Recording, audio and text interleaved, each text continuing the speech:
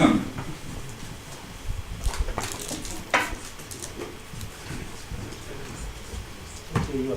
Okay, my turn.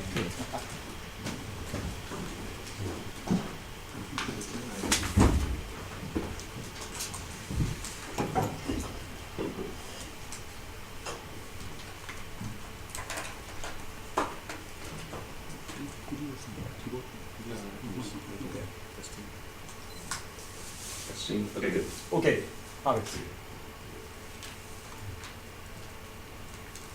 Okay, thank you everybody for coming to the forum, and I'm also very excited to see how the AI translator works in terms of my talking here. I'll try to, it's always hard to pace my slides when talking to a foreign audience, so I try to speak a little slower. If I say anything that maybe is unclear or you want to interrupt, it's just fine. Very casual style here. No suit, no tie. That's my style. Yes. So I'm talking today about what I call Guerrilla Production Tactics, unconventional supply chains for unconventional products. And I use the word guerrilla because it's like the opposite of conventional, right? And also it sort of gives an idea that we're going to bend the rules a little bit to get the job done, not necessarily following the straight path that is typically followed for doing products. So I like to make hardware. That's my personal passion. And I have many strange projects, right? So not all the projects, maybe some people recognize some of them, but you know, many of the projects are what I would call like boutique projects. So meaning the volume is actually very low. So if you look at, for example, the Novena laptop, maybe only 500 pieces were produced. This here is a Geiger counter that I produced actually shortly after the Tohoku Oki earthquake. Maybe only 300 were made. This is the NETV2. So far only 300 pieces are made. This is actually a lighting badge that I made for Burning Man. It's sort of like an event that happens in the desert. Only 90 pieces were built. About 2,000 of this robot controller. 2 pieces of this. This is the introspection engine is a device to help see if your phone is spying on you. Only 2 of those were ever built. And then this here is the NETV, 2,000 pieces. The interesting thing is like a lot of these products also have processes like injection molding that involve CNC, PCB manufacture, right? So while a lot of these products are made in a very small volume, they seem to be made using somewhat conventional processes. So I say I do boutique hardware. I have ideally a unique idea, so I'm doing something that's sort of a little strange. Maybe it doesn't exist already in the market, but it's usually a very small market. Just a few people are interested in it, and also typically no investors, right? So I don't raise money to do from a traditional investor for tooling, for injection molding, these types of things. This is actually a very sort of a similar situation if you're in a university or a lab. You have an idea, usually you're solving a unique idea, solving a hard problem in a research area, and you want to get that idea out to other researchers, so you have a very small market, usually it's a small group of people. So I think a lot of the hope is that a lot of the ideas I present here can also inspire people to help get their research out of the lab and get it into the hands of other people who would like to participate in your research. So the question is, how do we produce at these low volumes? So there's a lot of advice out there about how to approach the problem. One advice is look before you leap. This is a sort of an English saying, which is like, sorry for my terrible hand drawing here, this is a cliff. imagine a cliff.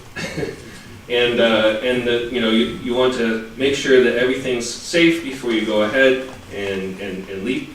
The problem is that if you spend too much time staring at what's ahead, it's scary, right? And sometimes you feel, maybe it's not worth the effort, maybe, the fear of failure is too great, and you don't want to proceed with your idea. So the sort of the opposite advice, and you hear this a lot from like Silicon Valley and other investors, is fail forward fast, right? Just put the blinders on, right, and just run, right? And go for it, raise the money up and to the right. The problem with that approach is that only unicorns can fly, right? Most people just fall, right? And so actually we see now even some of the unicorns also fall eventually. So if you look at some of the hardware startups you've seen, like GoPro or the flip camera, these kinds of things, they reach $1 billion market capitalization, but then eventually they also fall too, right? So there's an issue that they have in terms of just going so quickly, swinging for the fences. So then how do I make, right? How do I avoid running away, or how do I avoid falling off the cliff, right? It involves sort of mastering what I call a set of guerrilla production tactics. And the bulk of the talk today, I'm going to focus on sort of the factors, the overarching technological factors that enable me to do things in the way that I do it. And the idea of focusing on the trends behind it is that hopefully if you understand these deeply, you can apply them to your unique situation. A lot of people talk about sort of my experience in Shenzhen or in China. Actually, I think Japan has an enormous manufacturing base here and a lot of skill and capability. I bet a lot of the principles that I've learned also apply in this ecosystem, but as a foreigner, it's very difficult for me to understand and to penetrate the society. But I think probably a lot of lessons here can also apply in this ecosystem as well. So the three factors are the ending of Moore's law, the normalization of open innovation. What I mean is that people are accepting open as a path. Open both in a traditional sort of Western sense and also open in what I call a gonkai sense, sort of the Chinese style open of just share but don't care about the license. And also crowdfunding is another very important trend. So factor number one, Moore's law is dead. So what do I mean by this? Moore's law is a prediction made by Gordon Moore back in like 1960 or something like this, where he said that we're going to put twice as many transistors in the same air of silicon every 2 years, right? So there's this exponential increase in the density, and so I plotted here in terms of like cost per transistor over time, right? And here is 1960, and around here is 2010, and there's this period of time where Moore's law kind of held. This is what, sort of the scalable CMOS days, where we went from like 10 micron to 5 micron, 1 micron, and we sort of had this wonderful ride where, some generations it was literally like a die shrink. They just took the same design, printed it smaller, and went faster, everything was better, right? Then, sometime around the turn of the millennium, we sort of started to see some changes, some cracks in the trend, right? So we had to transition from aluminum metallization to copper to compensate for some of the effects, and also we started to hit what we call the EUV limit, right? So the wavelength of light got to about 193 nanometers and hasn't really shrunk much since then. We're still actually shooting chips today, remarkably, at like 7 nanometer using photons that are like 10 times the size of the line width or something like that. And another thing that we noticed around, a lot of people started predicting sort of that Moore's law is dead around 2000 because clock scaling stopped, right? Right now, the laptop that you bought 5 years ago probably ran around 3 gigahertz. Probably the laptop you buy today also still runs at 3 gigahertz, right? There were slides that Intel had that had like Pentium 4s going to 10 gigahertz or something like this.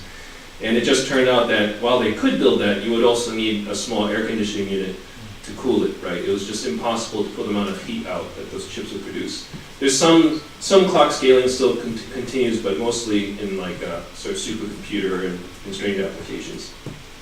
So that was just sort of like a slowing over that decade. So it was really fast and then started to slow down. And then we got to sort of this trend here a little bit after 2010, where transistors stopped being the planar transistors. They went to this form called a FinFET transistor. It's sort of more of a like 2.5D style printing. And then also, very importantly, multiple exposures were needed. So it was no longer the case that you just shot all your transistors in one step, a gate process in the beginning of the chip fabrication. Now they have to use multiple mask patterns over and over again. And so what you found is that instead of the cost keeping on going down, actually the cost is starting to go up a little bit, right? And so the real sort of big impact of that is that more money is not always meaning more performance. So one of the big factors that had always been difficult for like makers, small makers to overcome, and people who have a small idea, is that someone with more money can just outspend them, right? And not even be more clever or not even have a better architecture. They could just buy the latest chip from the latest fab and still beat them, right? And now today, if you have more money, it doesn't necessarily make you better. So you really have to genuinely be a little clever and do something a little bit different. Sort of highlight that sort of trend in 2009. This is what sort of maker versus corporation looked like. So around 2009, we had the Arduino Unos, which are sort of a 20 megahertz single core maker style computer. And then at around that time was the iPhone 3GS, was what was shipping 600 megahertz single core. So you can see like several orders of magnitude difference in terms of the performance. There's a very, very big gap between the IoT and the smartphone. A decade later, 2019 today, you can buy a Raspberry Pi 3B Plus, 1.4 gigahertz quad-core CPU, right? $35 is sort of now a very, very standard commodity maker item. There's even some faster ones that are coming out. And this is the most recent iPhone. It's 2.49 gigahertz hexacore. So you're within like a factor of 2 now in points. The gap is actually is narrowing. And while this one's like, oh yeah, it has 6 cores, actually if you read through the asterisk, it's not, you can't really use all 6 cores all the time, and they have differences in the core size and that sort of thing. So if you blur your eyes a bit, actually, what you can purchase easily and make with is starting to look very similar to with what people are now shipping in terms of the top end products out there. And so this is an interesting trend, and it sort of means that there's a sort of a chance for people who have to engage in unconventional supply chains. They can't raise a lot of money. They have a chance to survive. Another important outcome is that the older capability is now approaching newer capabilities. So chips that were made 5 years ago are probably actually still okay. This is actually a new thing. It's very rare. There wasn't much. In the 1980s, 90s, 2000, if you got a chip that was 5 years old, it was like, oh, whatever, throw it away. Like, let's not even talk about it. But now you can look at older design chips, and in fact, what this encourages is there's like even a recycling ecosystem now. So people literally are digging through old phones, right? And then they're taking the chips off of them and reconditioning them and reselling them, right? And if you think about it, we manufacture millions of smartphones per month, which means you're throwing away millions of smartphones per month, right? So now there's if you were to exercise this process of recycling, there's actually a huge base of sort of recycled silicon out there, and the nice thing, most of it, there's some of it that goes bad, but most silicon actually has a very long lifetime, long product lifetime. Because I like to say sometimes, if you get a recycled chip, it's been gone through burn-in testing already. So it's going to work for a while because it was working for a while. It's of course flash memory is different, but it's a new angle to consider. So when I'm looking at some projects that I'm looking at. Like I want to do some machine vision project or something like this. You're like, okay, I need to buy a camera module. Where to get a camera module? I can buy some $200 module for AI, whatever it is. Or maybe you buy an old Samsung, S6 phone, which has a wonderful autofocus camera. And if you buy the cameras on the gray market, they're $2 a piece, right? And you can make them with the motherboard from a Samsung S6, and those are about like $12 a piece. And for like $15, you now have a camera that's connected to a Wi-Fi chip and a GPU, right? And it's small and it has autofocus and everything like this. So there's like an interesting opportunity to now do like, digging through like the older products and upcycling them into new ideas. And the good news is that there's millions of these phones are made, so it's not like there's a shortage of them. If you have to do even a run of 1,000 of these, you can probably buy the parts, no problem. So a similar trend also happens in manufacturing. This is this picture here is like one of my favorite pictures out of Shenzhen. I was just driving along, and right next to me was like this whole SMT line, just on a truck. And you can see that they wrapped it with care because it was, so valuable. But I mean, the idea that just the casualness that people just, like I want an SMT, like okay, it's like actually really interesting. Sometimes you talk to a factory like, oh well, what happens as the demand goes up? The factory owners in China are like, don't worry, I'll just buy another SMT line. Like just like that, just buy it, right? Because they're just sitting around. Why is that, right? Well, again, when people were building mobile phones at rates of millions of phones a month, right? And they would, maybe this piece of equipment here, when it was bought a decade ago, was $1 million, right? And they would use it for about 3 or 4 years to build the latest phone.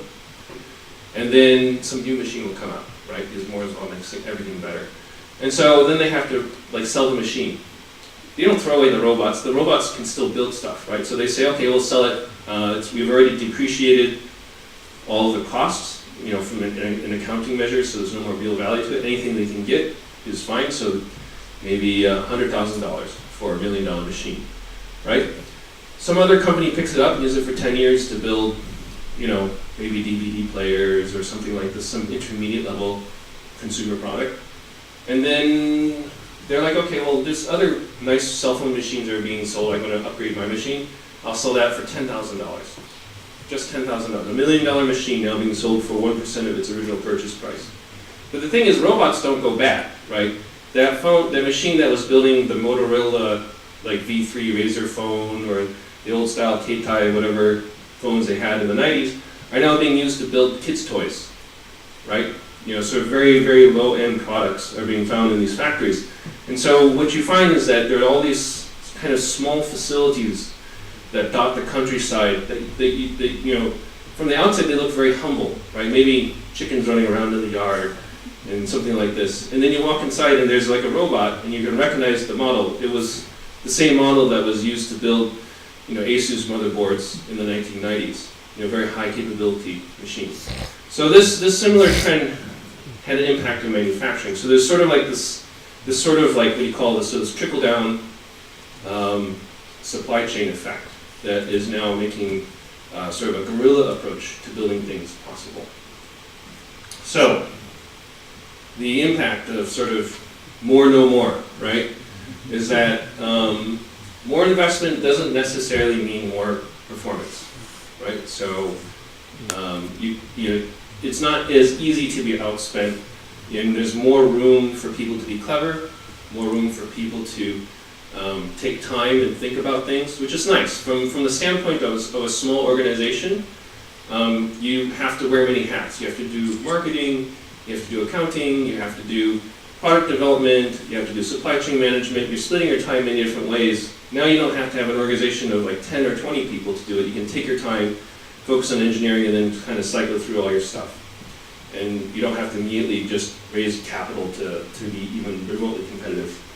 There's a smaller gap between old and new parts, right? So new parts usually carry a premium because they're new.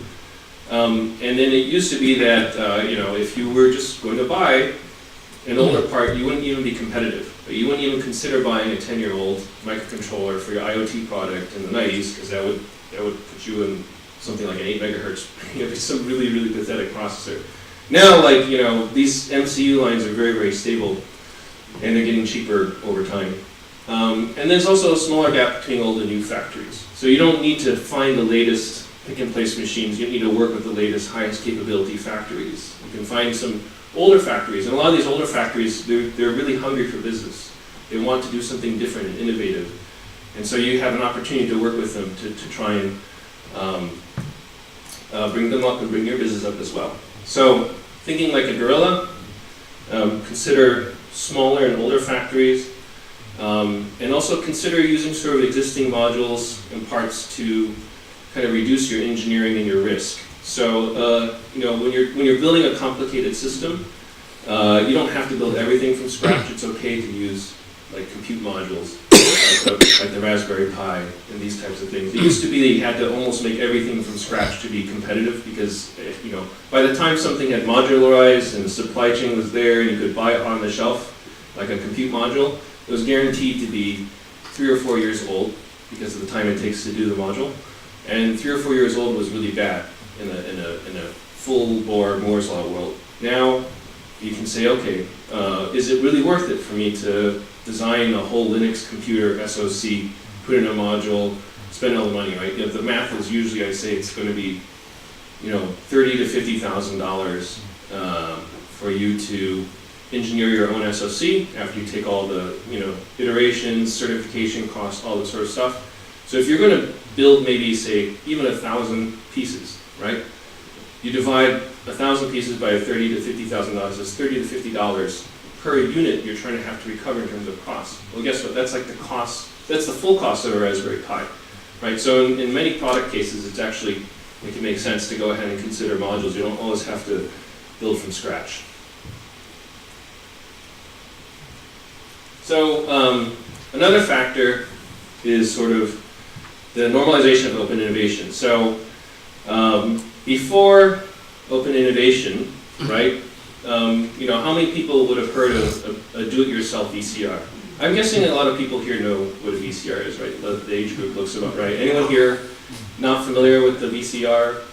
You know, the videotape recorders you have to stick in. So, you know, back in the day, if you wanted to have a home media center, you bought it from Sony. It was a Betamax or VHS, and that was it. That was the only option you had. Because it was very hard to build these things. There was a lot of closed innovation behind it.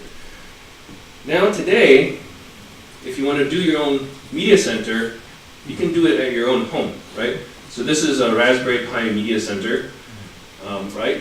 And it's totally conceivable that you can just build one of these at your own home, and it has more capability than the VCR ever dreamed of, right? And the reason why you can do this is because you have a bunch of innovators who work in the network together, who can focus on just one part of the whole technology stack because they collaborate through open innovation. So the circuit board is like the Raspberry Pi. That's not a media center in itself, but Raspberry Pi got really good at building circuit boards, and they would share the specifications for it so that people who are really good at the firmware, like doing Linux and the media center software, can port their software to it. And then there's another, you know, shop that builds the plastics. So this nice plastic case is actually a plastic case you can buy. The Raspberry Pi just fits right in there, and it looks all shiny and nice and stuff like this. And so now you can just, you know, in your own home, right, you as an individual person of one can build quantity one of your own custom media center today, right? And that's sort of like the advantage of sort of the open innovation, normalization of open innovation, is that you have a bunch of specialists who can focus on their one thing. They can all come together and now enable a product which, you know, a few decades ago would have been unthinkable for an individual to build. Network effects also have another importance, that they drive virality. So again, back to the VCR example, Betamax versus VHS. I mean, people, you remember this, as I'm going back to the 1980s, right? So I'm showing my age. So Betamax was a tape cassette format that was championed by Sony, and VHS was a cassette format championed by JVC. And it's actually a really fascinating story. I was reading a little bit more about it. You know, Sony really invested a lot of money. They wanted to build a really high quality media format to record video, so they had a lot of emphasis on picture quality, right? They thought picture quality would be the thing that sells. And then JVC, another Japanese company, internally they had a group that was researching something similar, and actually, if the story is true that I read, the engineers were pulled off the job, and but they were still very passionate about it, so they built it sort of without JVC knowing and output this product. Like, okay, well, I guess we have this product now, what do we do with it, right? And so JVC sort of was like, okay, well, what are we going to do with it? Maybe we'll, just license it to other people. We'll share this idea because we really weren't expecting this innovation to come out. So the interesting part is then they licensed the idea to a company called RCA, right?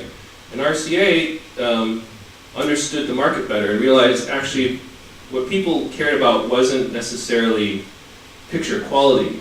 It was how long you could record on one cassette tape, right? So the rule was you want to be able to record this is, in America, American football is a big thing. You want to record all of Super Bowl on one cassette tape without having to swap it out. So the problem is that Betamax, even though it had great picture quality, could only record maybe 2 hours, but the Super Bowl is 4 hours long. So RCA made a small tweak on the standard so they could have a 4-hour cassette variant, and everyone really enjoyed it. And so that idea spread through dozens and dozens of manufacturers. JVC would just hand out licenses to anyone who wanted to build it.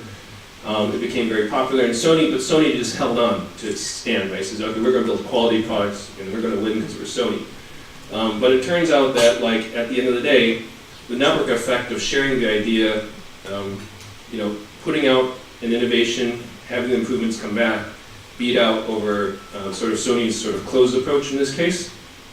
And so what we found is that VHS sort of won the format wars at the end of the day. So this is sort of a classic example of network effects driving virality.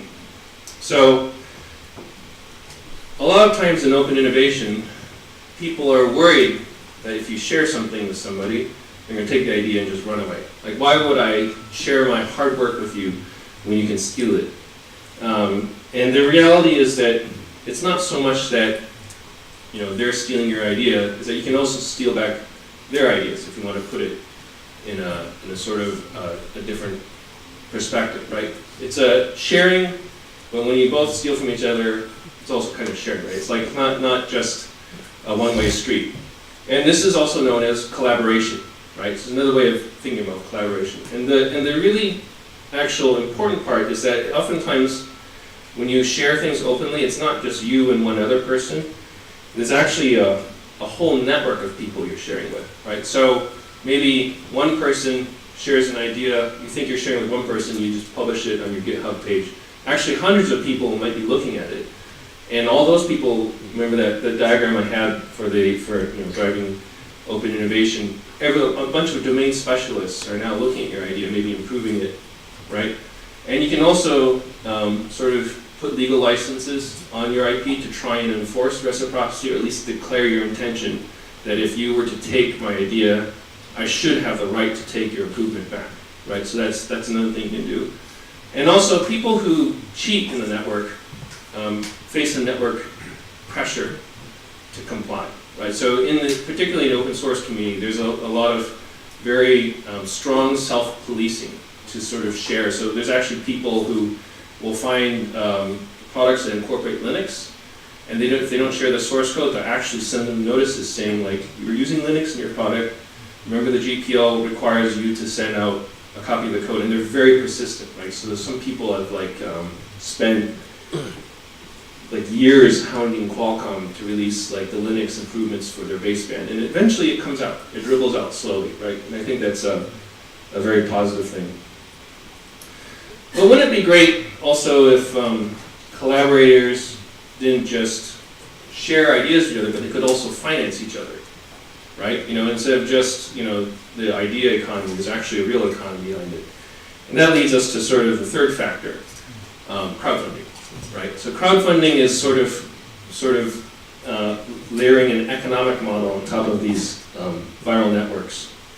So crowdfunding itself, if you were to think about it, it's basically, you have a network of people, right? So there's a whole bunch of people in a network, And the hard part is finding who are the real users of your product. So normally, when you do sort of the conventional idea of marketing, you buy an advertisement in Shibuya Station, and 100,000 people walk across the street and see it, and you're hoping to hit 0.01% or something like this, and you're just doing this very indiscriminate form of user discovery.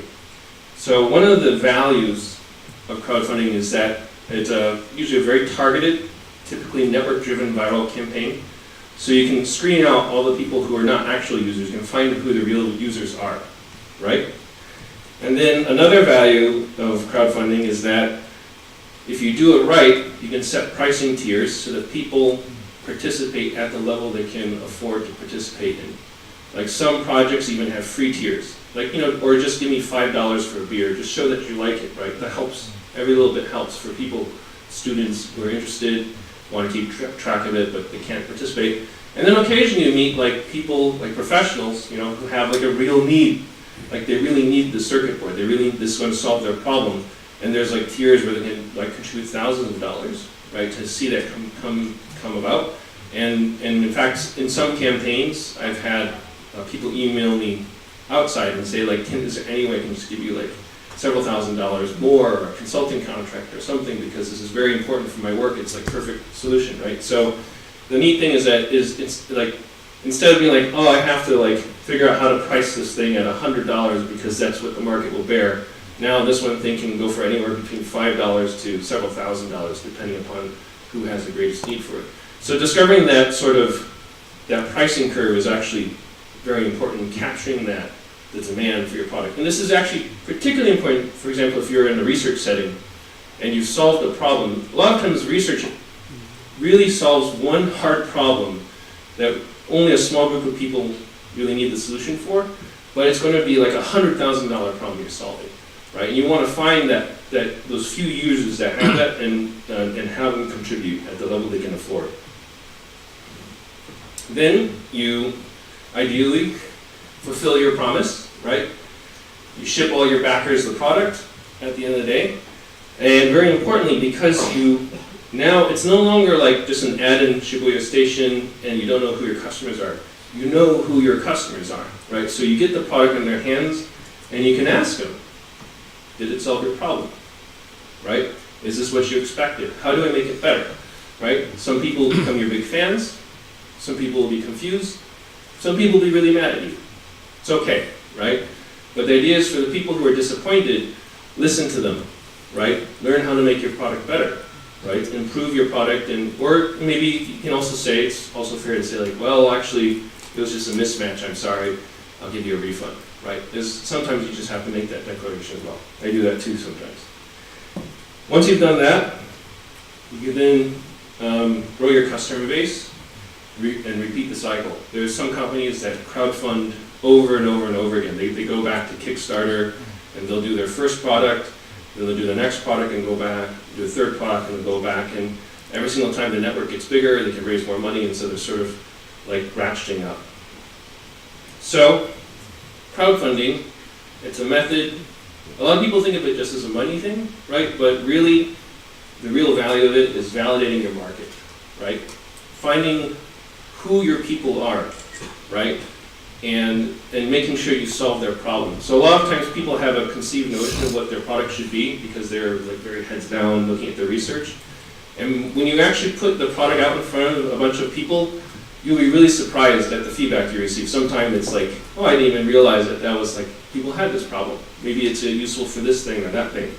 And so you can listen to your people, gather early adopters, and you can then raise money, and then hopefully improve your product in manageable stages. So you're not just blasting through and running off a cliff. So how does crowdfunding compare to venture capital? Venture capital would be a very traditional method to raise money.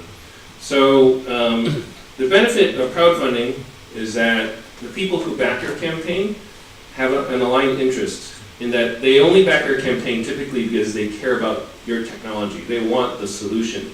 They don't say, oh, is this profitable? Is it sustainable? Are you going to, or am I going to get dividends or something like this? A lot of people, your backers actually have a vested interest in seeing your product, not your profitability. Those people are actually really helpful in terms of guidance and as a community group, you even go back and raise a little more money if you need it. You have no debt and no investors. So you have more control over your product destiny. You don't have to sort of like just worry all the time about meeting some profitability target. And I find it's a lot less effort than managing venture capitalists. Venture capitalists are like some of the most, how do you say, delicate egos, right? And there can be very difficult people. They always think they're right. And so you have to spend a lot of time explaining to them why physics is what it is and that you can't build things that violate the law of physics, right? Even though they want it that way. It can be really frustrating to have to deal with that month after month. And I've been in startups where literally like every month we would just take a left turn or a right turn because some investor just, felt like throwing that out there, and we now had to chase after his goal because he had so much control of the company. The drawbacks for crowdfunding, of course, there's drawbacks to everything. You don't raise as much money, right? So if you want to sort of have a fancy, midtown Tokyo office and sit in nice chairs and drink, have your own, espresso machine or whatever it is, maybe this is not the approach to go, right? You're going to be eating sort of cup ramen and sort of living out of convenience food store for a while to get your idea out there. Also has, I put it this way, it has best results when you're humble. When you make expectations for a crowdfunding campaign, you don't want to promise something you can't deliver, right? So you have to be very realistic with yourself, and that can be hard to do. A lot of times you don't want to admit that your technology has some shortcoming or that you can't do this, right? On the other hand, VC has better results when you sort of exaggerate, right? Or almost lie about it, right? Because you want to say, up and to the right, it's going to be profitable and big and do these sorts of things. But some people have it's a very, how do you say it? You have to do a lot of soul searching, right? You have to be honest with yourself, and that can be a difficult process to look at yourself in the mirror and say, can I really do this? And the other problem is that crowdfunding can be a brutally open process, right? So we all make mistakes, right? And I know particularly in this society, it's really difficult to admit failure or you're late or something like this, some problem happens, but things happen, right? They really do happen. We're all human, we all have faults. And so crowdfunding usually works better. Like if you have a problem, you say, okay, we hit a production problem, right? Here's the picture of the circuit board, right? We mirrored the part here. It's just not going to work, right? I screwed up, right? Here's my plan to fix it. Here's why I'm not going to make that mistake again. And then people read that and they, okay, well, I learned something too. I'm not going to make that mistake because you gave them some value by sharing your experience. You get their sympathy, and a lot of times people even will be like, okay, that's great. Like, go forward. Like this is awesome, right? But it's a very brutally open process. It's best when you can share everything, including your faults, right? So, want to talk, take these three principles and kind of ground it in something a little more concrete. So there's a project I did a few years back called Novena. Actually, someone has a Novena here, which is kind of cool. You can sort of, sitting right there. It's like this wacky open source laptop idea that I had, right? It really actually was literally born out of like a Friday when I was drinking beer with one of my good friends, and we're like, well, what do you want to do? Well, I just want to build a laptop. You think you can do it? Sure, let's give it a try, right? And so, honestly, what happened is actually the project didn't start even as a laptop. It started as a router. This was the original case that it was designed for, and this explains sort of why it has multiple Ethernet ports and a whole bunch of other things. Is that actually it was born out of a project to build a secure router. But because of sort of the magic of open source components, open innovation, we were able to pull in a lot of the technology we needed to build a laptop. Like we didn't have to invent every bit of a laptop from scratch. We could go ahead and modularize and put things together from pieces to build a laptop. And so we just did this concept thing. This is literally, I went to a store, I bought leather, and I did sort of a bookbinding process on it to build what looked like a bookcase. And then I just took some CNC metal parts, took a IBM PC laptop keyboard, got a screen from the Shenzhen Huaqiangbei markets that I just looked pretty good, right? And sort of stuck it together and says, could this be a laptop, right? And then I was really surprised actually. People were really receptive to this crazy idea that maybe you could build a laptop. So we said, okay, well, we should find out who our users are, right? See if there really is a demand for it. Are we doing something? Are we just drinking our own Kool-Aid, right? Are we just talking to ourselves crazy? Because it's very easy to get in your own echo chamber. So we did a crowdfunding campaign on Crowd Supply. And we had set a goal of $250,000. We estimated to be enough just to kind of cover, we wouldn't make any money, right, at that point in time. And so we actually managed to raise quite a bit more than that, which is very lucky. And also it was interesting to sort of hear what users cared about, right?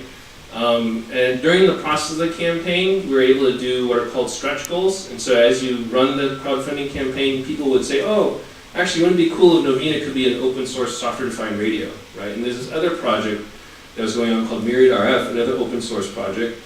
And they said, oh, we can adapt our radio to work inside your laptop. They're like, okay, huh. So we just, in the middle of the campaign, blended our two efforts together. And this is their little board that they developed to stick inside Novena. And we sort of added that on. And that's part of the reason why we're able to hit that fund, well above. We actually were only just above our funding target. And then after we made a post, oh yeah, we can do sort of this SDR application, we raised a lot more money after that point in time. So again, sort of listening to your customers and sort of changing course and being flexible with it. So then, we moved ahead with production. Found a wonderful team of people in Shenzhen to help with it. We open tooling. So this is actually the injection mold for the Novena case itself. These big steel tools. And one of the things that I did was I explicitly designed the case to reduce the tooling costs. If you were to look at the cost of building a regular laptop like this, if you think about it, there's a top, there's a bottom. Each of them has two halves. So it's actually 4 total molds you have to open, which is actually pretty expensive for the molds this size. If you look at the Novena design, it's actually one tub case, like the back side of the case here, and on top of it, I use a CNC cover, right? So now I went from 4 molds down to 1.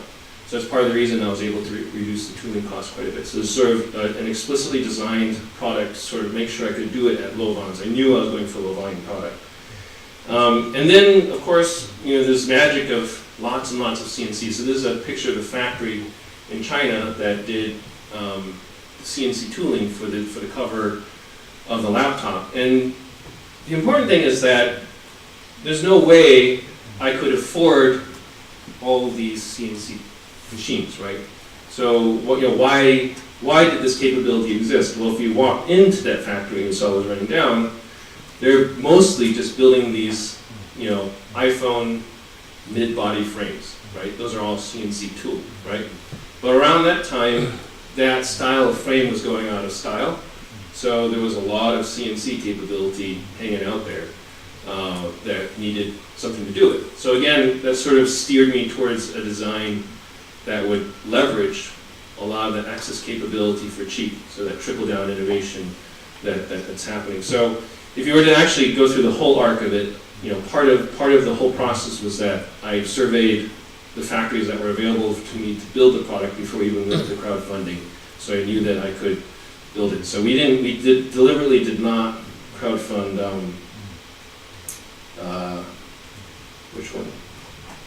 This version with the hand-built leather cases. That would have been way too expensive to manufacture. So it had migrated from this sort of leather book version, which I really liked, this more sort of manufacturable CNC front with injection molded backing to try and fit within the constraints of a crowdfunding campaign. So we went ahead and we got all the parts tooled up and made a small production line. So it was actually about maybe 6 people, I think, for about 2 weeks or something like that, putting together the whole run. And finally, we ended up with a product on customers' desks, which was really a nice outcome. Yeah. Personally, what I did, one of the outcomes here was I understood the open laptop market much better. Actually, it was very difficult for me to even comprehend why people would want it. Right? It really started as a crazy idea over some beers, right?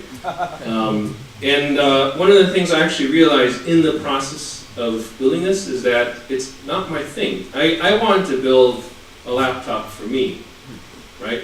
Which meant a laptop that a lot of people really didn't need, right? People don't need an FPGA in their laptop. People don't need multiple Ethernet ports. People don't need hackability, that sort of things, right? And so there was this point at which there's this obvious point at which, like, okay, well, do I start a business? Do we raise all this money? We have, do we go for it? And I just decided, you know what? Like, actually, this is not being in a laptop business is not what I want to be.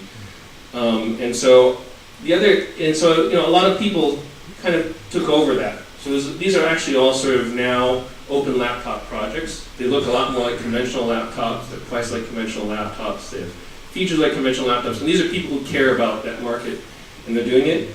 And sort of taking myself out of that equation meant that I was no longer competing with the people who believed in the movement, right? If I actually sort of stayed in that business and kept flapping my mouth about open laptops and distracting people, it would actually be problematic for people who want to do open laptops. So I sort of voluntarily said, okay, that's it. I'm out of this, and I'm just going to go ahead and work on something else. So at the end of the day, like, what was this process? Was this like, look before you leap? Was this fail forward fast? It's sort of my euphemism for is like shuffle forward with conviction, right? So, even the small cliff can have a really beautiful view, right? And it's meaningful to climb it. And if you just go up to the edge, you sit down, you can just enjoy, like, the outcome. You don't have to launch into outer space. You don't have to be afraid of it. So there's, and a lot of times in these, sort of maker products and these things, it's just finding a small community of people, solving their problem well, having good friends, enjoying some beers with them, and just enjoying the view is good enough, right? So this is sort of like an in-between process, just shuffle forward with conviction. And so just to recap, so how to take small steps with confidence. Remember that Moore's Law is kind of ending, so more investment is not always better. Innovation sort of trickles down on us, so just look for opportunities there to take advantage of this sort of distortion in the market.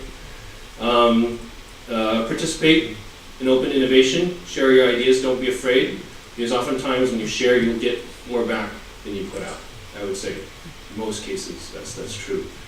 And then finally, consider crowdfunding. It's a low-risk way to validate the market. Even if your campaign fails, they can fail all the time. You can adjust your product, adjust your vision, and see if you can succeed better, right? There's no problem. It's better to make sure you found the right people and you're working with the right product and the right solution than it is to just force something out there because you have to make a profit. And that's it. Thank you very much for your attention.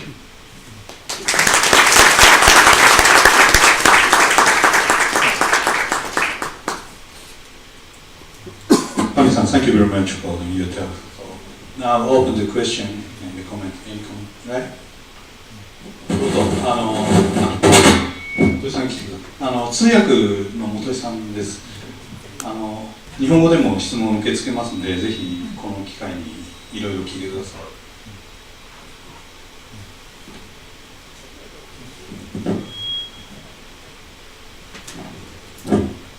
じゃあ、先生、マイク。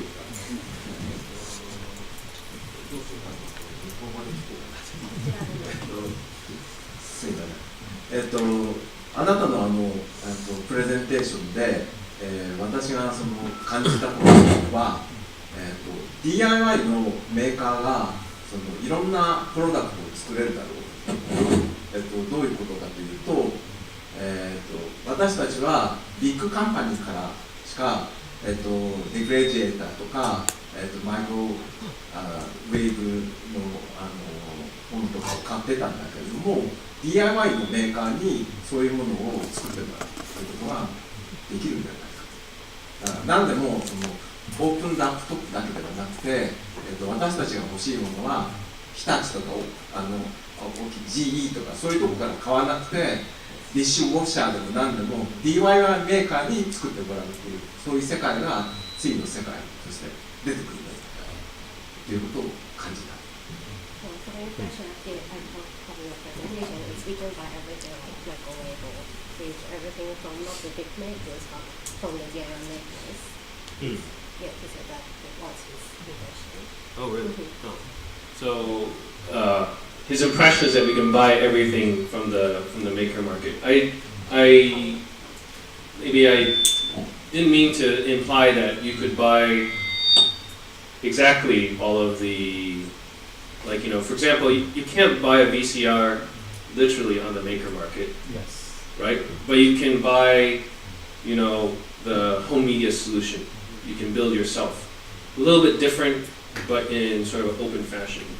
So, typically, actually there are, for example, if you want an air conditioner, there's a guy who makes open source air conditioners.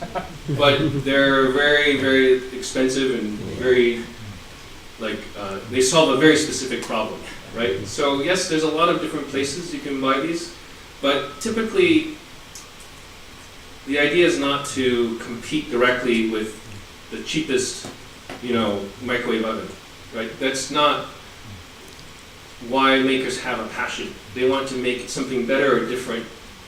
And so if someone has the passion, then some oftentimes strange idea will end up out there that you can get. Is the AI doing a good job?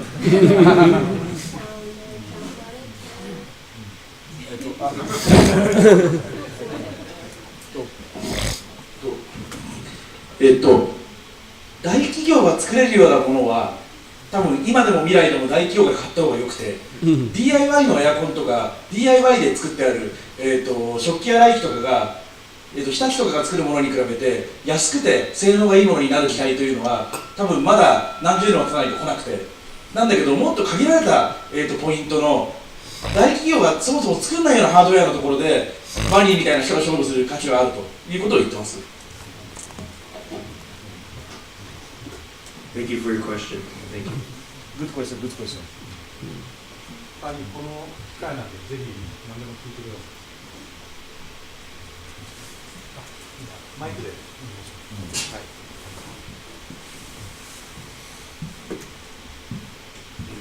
Thank you for your presentation. So I was very appreciate for your slide and about.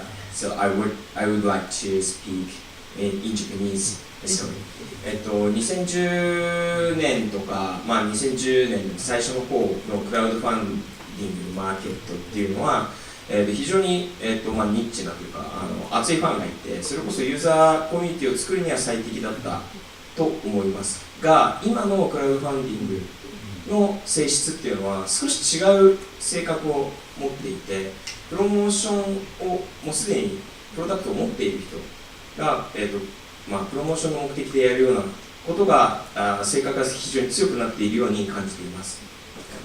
So the platform users as a whole, they have niche funds and it's easy to find user market. But currently we have different features for the crowdfunding and it's more promotion rather than having money. So I see. で、大事なポイントっていうのはその、スライドの中にもあったユーザーコミュニティをどう作っていくか、自分のプロダクトをインプルーブメントしていく、そのコミュニティをどういうふうに作っていくかっていうことがすごく大事になっていくと思うんですけれども、今の、時間軸でそれを作っていく上で一番、重要と思われる要素っていうのを教えていただけると嬉しいなと思います。So how to create the user community? Is it the platform is going to be the best way to current crowdfunding features, or is there any other way to create user community? Yeah, it's a very good question. So the first point as I understand it, is that sometimes crowdfunding, actually more often than not, just for promotion, right? It seems like a marketing tool. That's true that because crowdfunding has the ability to find market and have virality, some people just use it for conventional marketing, right? But I think the key point is that crowdfunding, the concept of finding users and getting money from them is a general tool, can be used in many ways, right? And there are different platforms targeted for different markets now. So, for example, I oftentimes use a platform called CrowdSupply, and they're focused more on like open hardware, right? So it's a better match for like, as opposed to like Indiegogo, which is basically crowdfund anything, right? You know, take the money, right? So it's all about how you use it, right? The second question was, is crowdfunding necessarily the best way to like find the user market? It's part of it, right? Crowdfunding has a benefit that can drive like a mania almost, right? And so like your biggest sort of fans will go out and beat the drums and get people excited. But it's not actually always, it's not the healthiest way nor the only way to gather community. Actually, really good sort of user group or a forum or sharing your code on GitHub and engaging with people can be really valuable. And it turns out that I personally would have 1 or 2 good collaborators than 200 people shouting at me with ideas, right? And oftentimes it's very hard to find those 1 or 2 really good collaborators. Very, very difficult. And so if after a crowdfunding campaign, when it's over, if at the end I've found just one person who like really understands and can contribute, I can work with them, actually the product gets twice good, right? Because now it's just not me working, it's actually me plus one other person. We've got 2 times the value in terms of the productivity, right?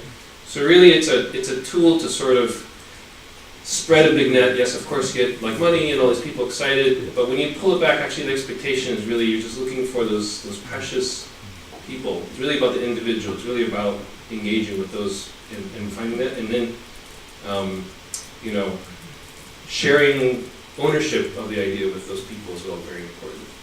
So, Thank you very much. もう一問ぐらい受けれると思うんですけど、どうぞ。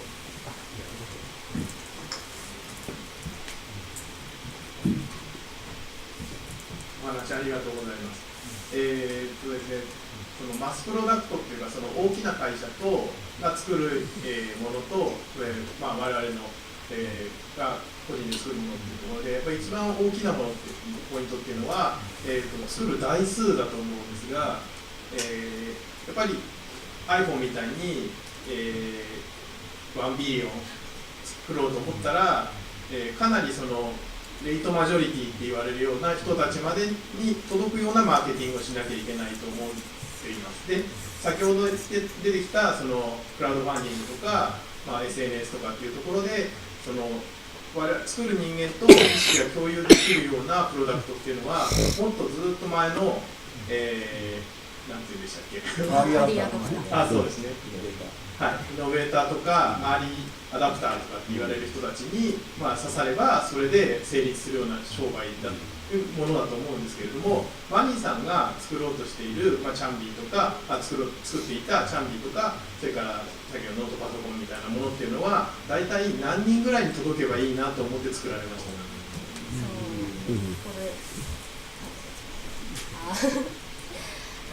？How many people are in a given age with counting your products? Because How many people do I want to? okay. How many people do I want to reach? He means the smartphone like iPhone is a target is more billions of people.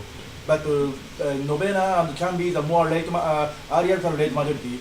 How do you think, how many people you want your product to? In general, how many people?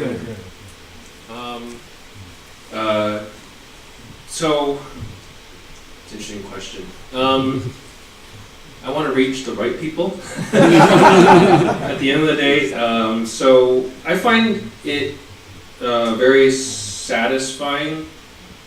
It's most satisfying when people take a product of mine and it helps make their life better somehow. I know it sounds cheesy or stupid, right? But like the worst is like they get your product and it just goes in the closet and they don't use it. And actually what you find is like, unfortunately, like 90% of the stuff that people buy, like they buy, I say like aspirationally, right? So I actually crowdfunded this book for Shenzhen, right? And I actually estimated that I should only sell about 200 copies because like how many people are actually going to buy a ticket and go to Shenzhen? It's really only useful. But I sold like 2,000 copies. And I was like, how is this possible? And then like 90% of people just bought it because they just liked the idea of someday maybe going to Shenzhen. They never even opened the book, they never even read it, right? It's okay, right? Like that people like have that aspiration, but really, ideally I'm solving a problem that someone has. And so when I put this much effort into building a product, even if it's just 2 people, right, whose lives are really impacted. If it's the right 2 people, that's all that matters, right? So like the work I did on the introspection engine with like Snowden, right, is a very small group of people who need that type of tool, right? But those people are like literally on the front lines fighting for freedom in their country, right? And so we can help those 2 people or 3 people. That's it. That's fine. Like I don't need to have a billion of these out there, right? To feel like I've built something, right? So it varies depending on the product, right? Some of them, Chumby, we're hoping to, of course, is more mass market, right? That one we were hoping to be larger market. Chibitronics, of course, is more mass market. We're trying to reach like kids everywhere, and that product can go all kinds of places. But like any TV2 really is like just the people who have some particular video problem, if I can solve that problem well, okay, maybe a few hundred people, fine. It's not a big deal.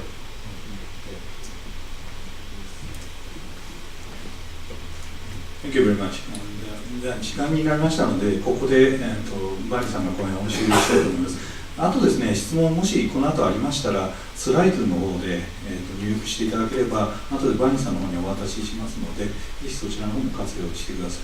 回答の方はですね、先ほどお話した金沢大学の方のホームページの方に載せると思います。それでは講演いただきましたバーニーさん、あと通訳の本井さんとあと高須さんに盛大な拍手を